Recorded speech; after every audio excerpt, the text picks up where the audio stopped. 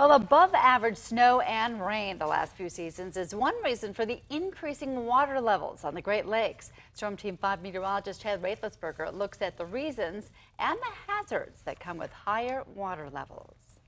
Since its low point in 2013, water levels in Lake Michigan have been on a steady increase over the last several years. This is increasing the potential for lakeshore flooding and erosion along Lake Michigan and the Bay of Green Bay. So the water levels are high right now, and the first thing to understand about the Great Lakes water levels is that they undergo cycles. They're natural variations. Sometimes they're high, sometimes they're low, and these are, over several years you'll go from a high to a low level, and that's if you look at the long history, which we've got many decades of records of water levels. You can see that very clearly in the record.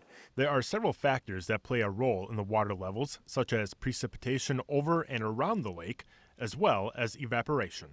The drainage basins are extremely large for the Great Lakes, as you might imagine, so it doesn't have to be raining right over the lake for you to have runoff go into the lake eventually and raise the water levels. The precipitation drives about 90% of the variation of the water levels. So just if we get more snow in the wintertime, if we get more rain in the summertime, you're generally going to see lake levels rise. The last record high set in the Lake Michigan Huron system was in the mid-1980s when water levels reached 582.35 feet.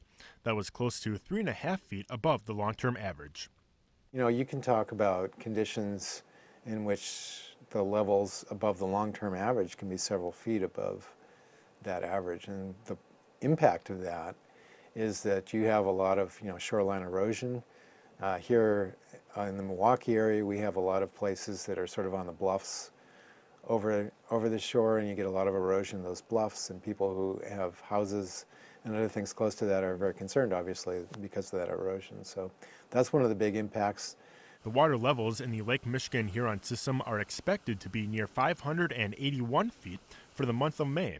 The National Weather Service also monitors the water levels closely and is prepared to issue various alerts to warn the public of potential dangers. We have the lakeshore flood warning, which is something when something a little more serious, threatens life or property or significant